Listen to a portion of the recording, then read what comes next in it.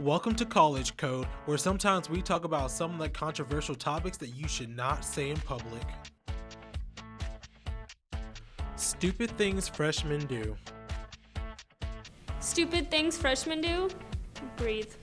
You're a freshman. You do not know everything. Stop trying to tell me what to do. I think that freshmen think that they're just like, they're cool and they're like the new cats and everybody likes them, but in reality, everybody just hates them. So like, I think it's just really stupid that they think that they're just like all that and they're not. Freshmen kind of get into their heads that if something's going on, like they got to be out doing it. And there's basically always something going on. So, I mean, if you have something you need to be doing, some responsibilities, feeling like you have to be doing something else because something's happening is just kind of ignorant. Trying to complain about how hard classes are when you're taking base gen eds, when you're not taking upper divisional and upper level classes where you have to spend so much time working on stuff. Definitely try too hard. Definitely go too hard at parties. Just brag about how drunk they got or how high they got, that kind of stuff. Stupid things that freshmen do. When they come to a party, they dress very promiscuously. And it's like, I get it, you know, like you're a girl trying to find a guy, but at the same time, like you're not gonna find a husband looking like that. So I'd say cover yourself up and be classy. Or like going, oh my God, I can go to Molly's for the first time. This is so exciting. No, it's not. I wouldn't necessarily call this stupid because they're probably just used to high school, but there's always kids that try to sprint to class instead of either just not going to class or accepting that they're gonna be like 3 minutes late, but nobody cares. Like, you really don't need to run as fast as you can to class. It's okay. Opinion on Maryville. Well, I think Maryville would be a lot less interesting if it didn't have a college in it. Maryville is a really small town and there's really nothing to do but drink, it feels like. I really like Maryville, but it's like, I like Maryville, I think, because of the people here, and I kind of like that it's small because I know where everything is, but at the same time, there's really not anything to do in Maryville. And often I find myself not even leaving campus. It's like, campus is like your own little world inside of Maryville, and then once you actually get out into Maryville, you're like, wow, this is lame. College is great, but Maryville's not. It has Taco Bell, so I mean, that's pretty cool.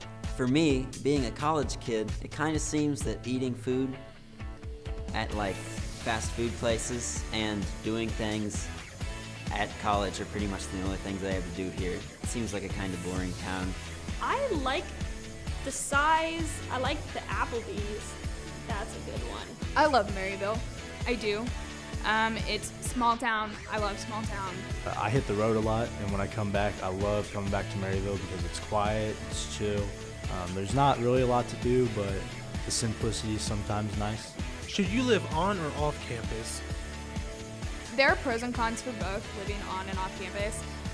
Living on, you are constantly surrounded by people, which is a pro and a con. It really doesn't matter. I think that, especially for freshmen, it's a really good idea to live on campus. I think you have to, because you just meet so many people that way. And once you're out like living off campus, you're kind of disconnected from everybody else. But I personally want to live off campus next year. I have always lived on campus ever since that I've been here, but I have heard that it's probably better to live off campus because 1, it's cheaper, 2, you can really do whatever you want. On campus is extremely expensive, but I know as a freshman you're suggested to live on there. But I think living off campus would just be financially better and fun, a lot more fun. In my opinion, growing up in Maryville, I definitely think people should live off campus. You know, it's more privacy, and you don't have to deal with, you know, the rules of living on campus, and it's a lot cheaper from what I understand. For off campus, it's nice because you can do pretty much whatever you want.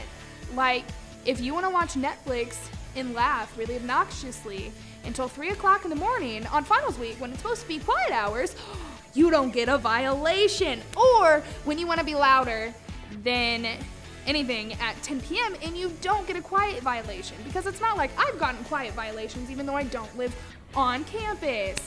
What?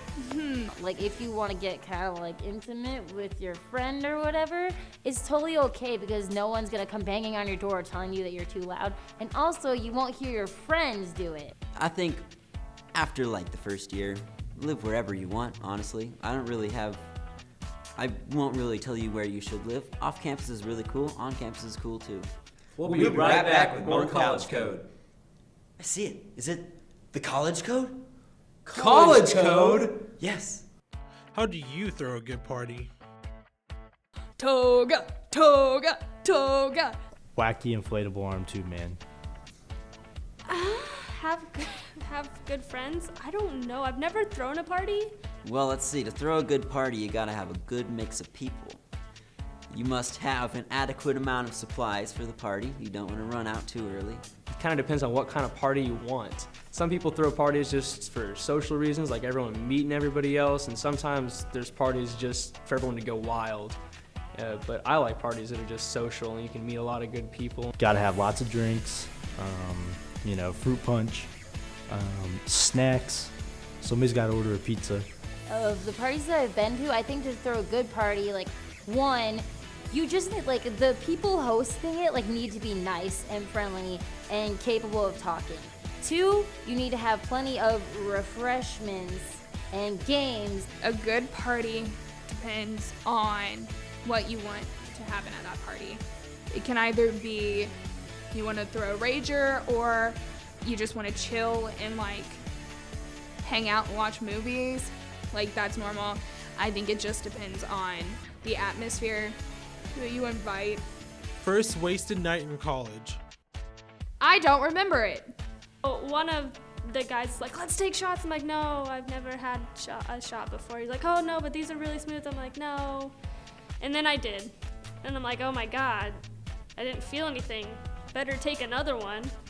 So I did. I mean, I wouldn't know because I'm underage, but I have heard that first wasted night in college, this girl, she got a little too crazy, and she let her freak flag fly, and she was dancing with this guy, which usually that girl would never do, and she remembers the next day when a bunch of people came up to her in the parking lot. They're like, I know what you did last night. Man, my first time, I was way too young. I was hanging out. It was crazy. I didn't remember a lot of it. I woke up the next day.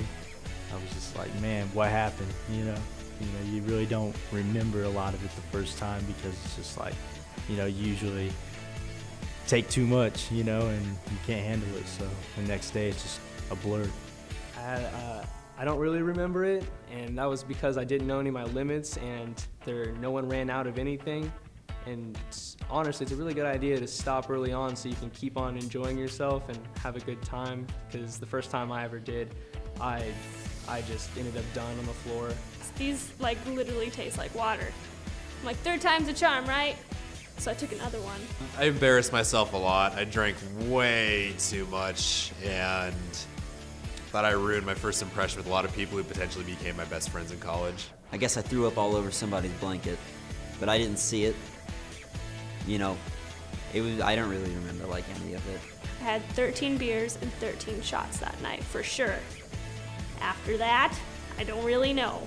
I did not know my limit. You need to learn your limit and do it in a safe environment, and make sure that you have someone who will watch and take care of you. Always have your drinking buddy. It's like an exit buddy, but with drinking. Yeah. First hangover in college.